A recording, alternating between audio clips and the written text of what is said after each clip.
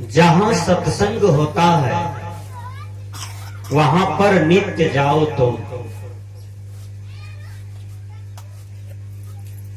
लोग टालते हैं कि हमें तो फुर्सत नहीं है, हमें तो नाना प्रकार के काम है, सत्य की चर्चा में, हरि की चर्चा में, हरि की कथा में क्या जाओ।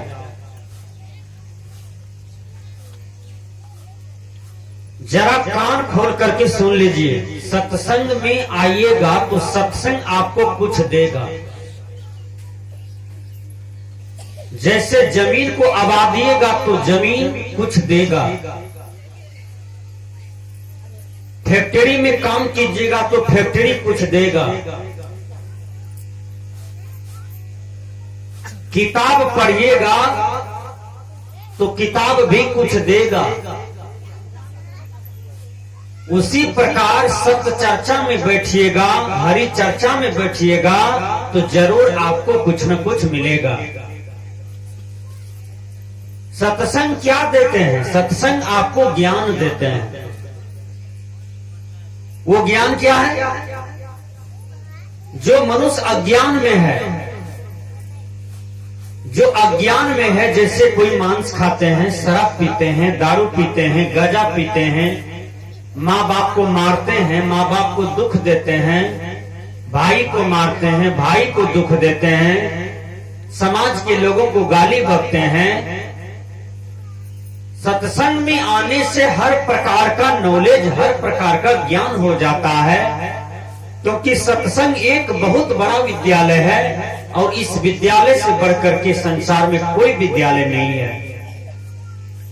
जो सत्संग में आते हैं, बैठते हैं, सुनते हैं, उन्हें पुण्य होता है। अब सोचिए ये कितना बड़ा पुण्य स्थल है। यहां बैठने से काल भी हट जाता है, यहां बैठने से जंजाल भी हट जाता है, यहां बैठने से आपको शांति मिलेगी, यहां बैठने से आपको सच्चा आनंद मिलेगा, यहां बैठने से आपका तीर्थ हो गया, यहां बैठने में आपका पूजा हो गया, यहां बैठने से आपका उत्साह हो गया। इसलिए सत्संग को तीर्थ स्थल माना गया है। रामायणकार ने कहा, सुनी समझी मुदित मना, मजही अति अनुराग, लही चार फल अक्षत तना, साधु समाज प्रयाग।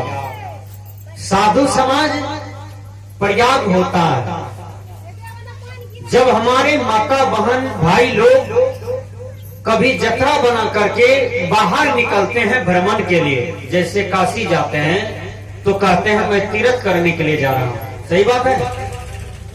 अयोध्या जाते हैं तो कहते हैं कि मैं तीर्थ करने के लिए जा रहा हूं। मक्का मदीना जाते हैं तो कहते हैं मैं हज करने के लिए जा रहा हूं, मुझे पुण्य होगा, मुझे भगवान के घर में वास होगा, गॉड खुदा के घर में वास होगा, मैं अच्छा कीर्ति करने के लिए जा रहा हूं। उसी प्रकार भाइयों सत्संग सबसे बढ़ करके है, इसलिए सत्संग सुनिए। जो सत्संग सुना उसका जीवन कैसे परिवर्तन हुआ, कितना महान हुआ, कितना बदल गया। वो इंसान से भगवान हो गया, मानव से देवता हो गया। इतिहास के पन्ने को उल्टा करके देखिए, अंगुलीमाल नादान था, अज्ञान में था। थोड़ा सा भगवान बुद्ध उसके सामने में सत्संग करते हैं तो अंगुलीमाल का जीवन बदल जाता है और अंगुलीमाल इंसान से भगवान हो जाता है। रत्नाकर इतना बड़ा हत्यारा था, इतना गिरा हुआ जीवन था, इतना कुकर्मी था कि थोड़ा सा उसके सामने में सत्संग होता है सप्तऋषि का और उसका जीवन बदल जाता है और इंसान से भगवान हो जाता है। उसी प्रकार इतिहास की पन्ने में कईयों का नाम है, मैं कितने को गिनाऊं। सदन कसाई जो रोज बकरी काटते हैं, मुर्गी काटते हैं, 1100 रोज मुर्गी बकरी खसी काटते हैं सजन कसाई, और उसके जीवन में थोड़ा सा सत्संग मिला तो उसका जीवन बदल गया। वो मानव से देवता हो गया, वो इंसान से भगवान हो गया। यह देन किसका है? यह देन सत्संग का है।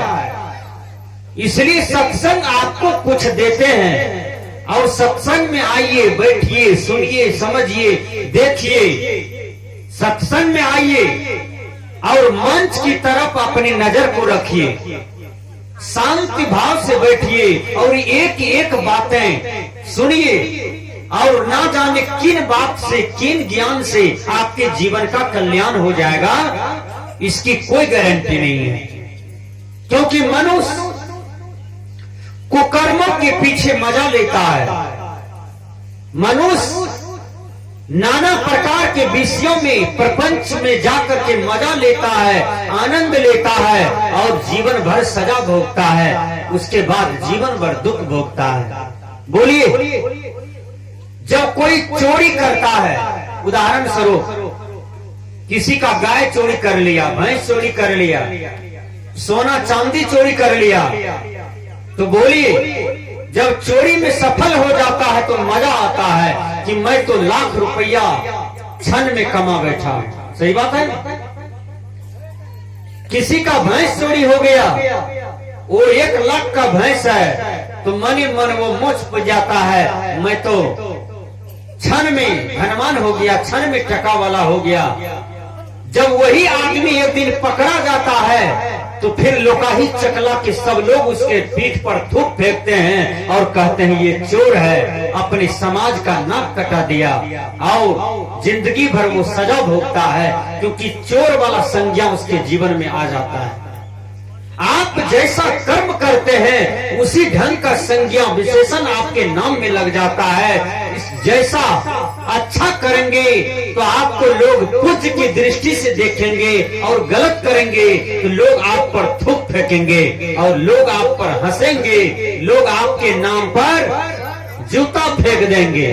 इसलिए सब कुछ कर्म में ही छिपा हुआ है। तो सत्संग में पावर है। सत्संग आपको कुछ देंगे। देखिए, एक सुंदर कथा है, सुने। एक जगह सत्संग भवन था, और सत्संग भवन के बगल में एक बहुत बड़ा अमीर आदमी का घर था। वो अमीर आदमी जब सत्संग भवन में सत्संग शुरू होता था, किसी ज्ञानी का, किसी कथावाचक का कथा शुरू होता था, तो वो अहंकारी आदमी, घमंडी आदमी सत्संग का आवाज सुनते ही कान में रुई लेता था। सब परिवार कान में रुई लेता था, और उसका परवर्ती पीढ़ी कह दिया था कि हमारे खानदान में कोई सत्संग नहीं सुना है, इसलिए कभी सत्संग नहीं सुनना। देखिए, बूढ़े लोग कह कह करके मर गए, लेकिन पूरे परिवार के लोग ये चीज निभाते थे कि हमारे परिवार में, खानदान में कोई सत्संग नहीं सुना है, इसलिए हम लोग भी नहीं सुनेंगे। जब सत्संग शुरू होता था तो कान में रुई ले लेते थे। बहुत से आदमी को नाच प्यारा है, ड्रामा प्यारा है। वेश्या जब नाचती है तो भर भर रात लोग आंख फाड़ फाड़ के देखते हैं, और जब सत्संग होता है तो बहुत आदमी गाली देते हैं कि बाबा जी सबका नहीं कोनो काम मिले छे तो हल्ला करने फोड़े छे, दही चूड़ा खाने फोड़े छे और ढन मनेने फोड़े छे। देखिए, लेकिन नहीं भैया, आग जो लगी आकाश में, चुई चुई गिरे अंगार, संत न होते जगत में तो जल जाता संसार। यह संसार में यदि कोई सच्चा सुख देते हैं तो वो संत है। यह संसार में यदि कोई शांति की बात करते हैं तो वो संत है। इसलिए संत के बिना यह संसार में आग लग जाएगा। इसलिए हर मोड़ पर संत का विचार चाहिए, तभी यह धरती अस्थिर रहेगा, अन्यथा यह धरती नरक में चला जाएगा। मानव समाज बुड़ जाएगा, मानव समाज और पतन की गर्त में चला जाएगा। तो जब कथावाचक का सत्संग शुरू हुआ तो समूचे परिवार के लोग कान में रुइया ले लिया, कहा सत्संग नहीं सुनना। उसी के बगल में एक बट वृक्ष था, उस वृक्ष पर मैना रहता था। मैना का पत्नी मैनी, मास्टर का पत्नी मास्टरनी, दरोगा का कन्या दरोगनी कहलाता है ना। दरोगनी चाहे कोखो गोघा नहीं जाने, लेकिन दरोगनी तो कहला। मास्टरनी कोखो गोघा नहीं जाने, लेकिन मास्टर का कन्या है तो उसको मास्टरनी बोला जाता है ना। तो मैना का पत्नी मैनी जब सत्संग शुरू होता था तो दौड़ करके घोंसला में आकर के बैठ जाता था और सत्संग सुनता था। देखिए पक्षी को कितना ज्ञान था कि सत्संग शुरू होते ही और सत्संग सुनता था। विचार कीजिए, वो सत्संग सुनता था, कई वर्षों से सुन रहा था मैना मैनी सत्संग, और सत्संग में उसका मन रम गया था। और जब जब सत्संग शुरू होता था तो मैना मैनी का सत्संग हृदय खुश हो जाता था कि अब हमको सुंदर सुंदर बातें, सुंदर सुंदर ज्ञान, सुंदर सुंदर कथा सुनने को मिलेगा। इसलिए अब सत्संग शुरू हुआ। विचार कीजिएगा सज्जनों, इसलिए मैं आप लोग को समझा देता हूं। और बगल में मनुष्य था, वो पूरे परिवार कान में रुइया ले लिया था। यहाँ पक्षी सत्संग सुनने के लिए आतुर था। बोलिए, वो मैना मैनी अच्छा था कि वो मनुष्य अच्छा था जो पूरे परिवार कान में रुइया ले लिया? वो मैना मैनी अच्छा था जो सत्संग सुनने के लिए आतुर था। विचार कीजिए। तो मैंने कहा जब मैना मैनी मर जाता है, दोनों पति पत्नी मर गया और दोनों का जन्म हुआ राजा के घर में। ध्यान दीजिए, मैना का जन्म हुआ राजा के घर में और मैनी का भी जन्म हुआ राजा के घर में, लेकिन मैना का जन्म हुआ दूसरे राजा के यहाँ और मैनी का जन्म हुआ दूसरे राजा के यहाँ। फिर दोनों मर करके मनुष्य हुआ और दोनों पति पत्नी मनुष्य जन्म में भी दोनों पति पत्नी हो गया। देखिए सत्संग का कितना बड़ा प्रभाव है। मैना मैनी सत्संग सुना, सत्संग से पुण्य कमाया, तो मर करके राजा के यहाँ जन्म लिया। और जब राजा के यहाँ जन्म लिया तो राजा का सुंदर पुत्र बना, सुंदर पुत्री बना, फिर दोनों पति पत्नी हो गया। देखिए ये सत्संग का कितना बड़ा प्रभाव है। पति पत्नी का जन्म कई जन्मों से आता है, एक जन्म का संबंध नहीं होता है। भाई भाई का रिश्ता भी एक जन्म का संबंध नहीं होता है। भाई बहन का रिश्ता भी एक जन्म का संबंध नहीं होता है। पिता पुत्र का रिश्ता एक जन्म का संबंध नहीं है, ये कई जन्मों का संबंध है। इसलिए इसको सफल करना चाहिए। मैंने कहा जब मैना मैनी दोनों पति पत्नी हो गया तब सत्संग पूर्व जन्म का संस्कार था।